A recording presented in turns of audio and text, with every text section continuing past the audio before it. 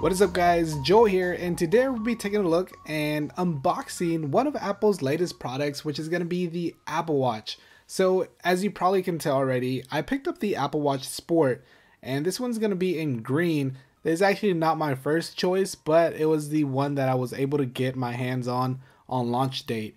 So I actually have another one coming in, so if you're interested in checking that one out, go ahead and hit that like button. Anyways, let's go ahead and take a look at this new Apple Watch. So this is going to be one of Apple's latest products. It's going to be a smartwatch. And as you know, there's going to be several smartwatches out there right now, Android Wear wise. But this is going to be Apple's first smartwatch.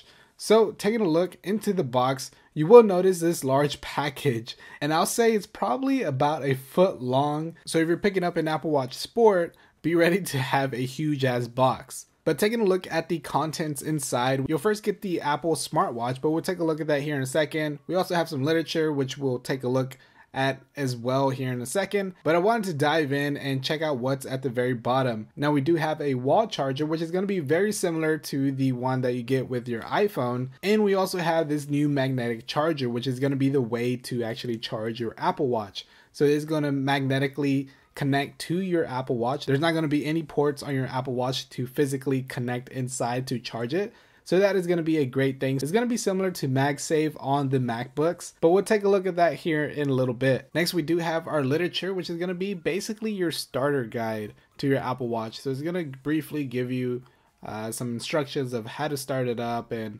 some things that you can do with the Apple Watch.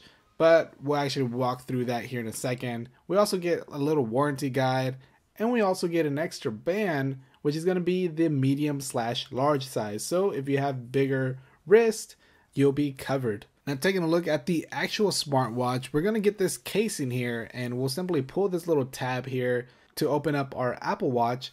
And as you see here, we get this plastic casing, and we'll simply pull it apart, and then we get our Apple Watch, which is going to be the Sport. Now, as I mentioned earlier, I did go ahead and pick up the green one. This is actually going to be a 38mm. There's going to be two different sizes, a 38mm and a 42mm. I have a 42mm space gray coming in pretty soon, so stay tuned for that. And also, as I said in the beginning, go ahead and hit that like button if you're wanting to see that. So our Apple Watch Sport is going to be well protected in this little plastic casing. It does have some little soft material on the lid of the casing, but pulling out the actual smartwatch, we're going to get our Apple Watch Sport. Now it's going to be covered by a lot of plastic, so we'll go ahead and take this off, and we will reveal our new Apple Watch Sport. Now the bands on the Apple Watch Sport is going to be sort of like a rubberish material, but it actually does feel good. Now taking a closer look at the Apple Watch, we will get two buttons on the right hand side. We're going to get our digital crown, which is going to be rotatable, and then right below that we're going to get something similar to a home button on your iPhone. So there's just going to be two buttons, and we'll take a closer look at what they are able to do here in a second once we boot it up. Now flipping into the back, right in the middle we're going to have our heart rate sensor, and then on the right hand side up top we do have a speaker, and then below that we have a microphone. Now if you do notice, we do have two release buttons on the top and the bottom, and that's actually going to be to release these bands on the Apple Watch, because you're going to be able to replace these with various of other bands. All you got to do is press the little button on there and then slide out the bands, and then you'll be able to insert a new band. So there's going to be several that Apple sells, and also third-party bands here in the future. Now here's a closer look at the differences in size of what bands are included with your Apple Watch Sport. Now as far as the top band for your Apple Watch Sport, of course there's not going to be an included band or a larger band, because that one's going to be basically a standard size. The only difference is going to be the lower band, which is going to be a medium and large, or a small and medium. Now taking a closer look at the actual smartwatch, on one of the sides we actually have our diagnostic little insert, and on the other side we just have lettering for our manufacturer and things like that. Now as far as perspective, here's a little comparison between the Apple Watch Sport and the iPhone 6 Plus. So of course you do see that the iPhone 6 Plus is basically about half the size or half the width of the Apple Watch Sport. Now of course the heart rate sensor and things like that is going to be making it a little bit bulkier. Now when actually applying the Apple Watch onto my wrist, to be honest, it does not feel ideal to like actually put it on. It took some work, and this is actually the small band that initially came with the Apple Watch Sport. This is not the medium or large band. So as you notice, I had to put it on the last little insert in order to fit comfortably on my wrist. But booting it up, all you got to do is press the side button and hold it down for a few seconds. And the initial boot up did take about a minute or so. It took a long time to actually boot up compared to another Apple device like the iPhone 6 Plus and the iPhone 6. That typically takes about half the time. But the Apple Watch did take quite a few seconds or about a minute to boot up. When you do get it booted up, you'll get prompted with this screen to choose a language. So all you got to do is select your own language, whatever you'd prefer. I'm going to choose English. After that, you'll simply pair your Apple Watch to your iPhone, and it's as simple as holding the Apple Watch up to the camera on your iPhone. Of course, you have to open up the Apple Watch app on your iPhone, and then it'll be basically like a QR code. Now, it took me a couple of seconds for it to read it, but after that, it was connected and ready to go. Now, you'll also be able to manually do this if you please, but I found it easier to simply put the Apple Watch up to the camera and it detect my Apple Watch. After you do that, you'll be prompted with a couple screens like what wrist do you usually wear your watch on, left or right, and other little things like location services and Siri and things like that. Once you get done with the setup process, you'll be ready to go. Now, at one point you will be asked if you want to sync your device. That will take several minutes even if you choose not to. It took me about 10 minutes or so for it to fully be synced, but go ahead and sync it if you like.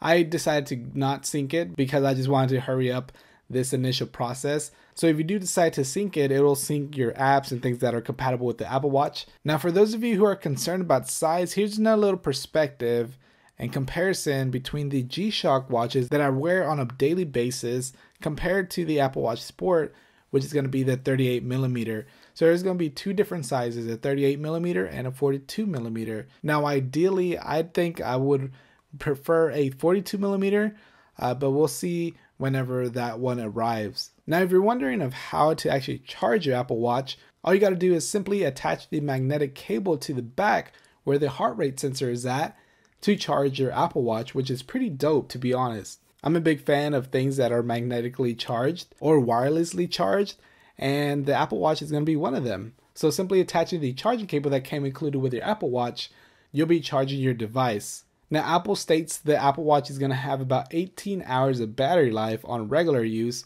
so it is recommended to charge this every night when you go to sleep, so basically whenever you charge your phone. Now, when you do attach your magnetic charger, you will notice that it says charging on your Apple Watch and also have a small little icon up top with a little green lightning bolt to indicate that it is charging. Now, as far as functionality with the Apple Watch, you will have that digital crown, and that digital crown is able to do a various of things.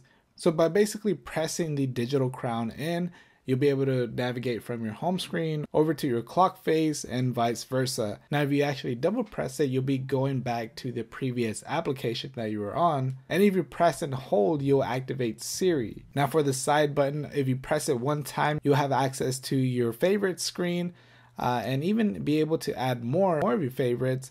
And with a double press, you'll activate Apple Pay. So if you have Apple Pay, you'll be able to use Apple Pay. Now, if you press and hold the side button, you'll have options to shut down your Apple Watch or turn it into power reserve mode or even lock your device. Now, the clock faces are able to be customized and changed, but if you'd like to see a future video covering clock faces and everything like that, go ahead and hit that like button, leave a comment down below.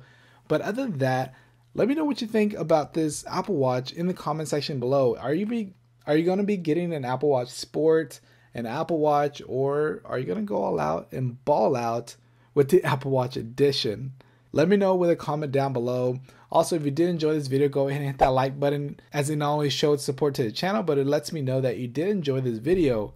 And if you're not yet following me on social media like Facebook, Twitter, Google+, or Instagram, All of my links are down below. I'm really active on Twitter and Instagram, so go ahead and follow me on those for sure.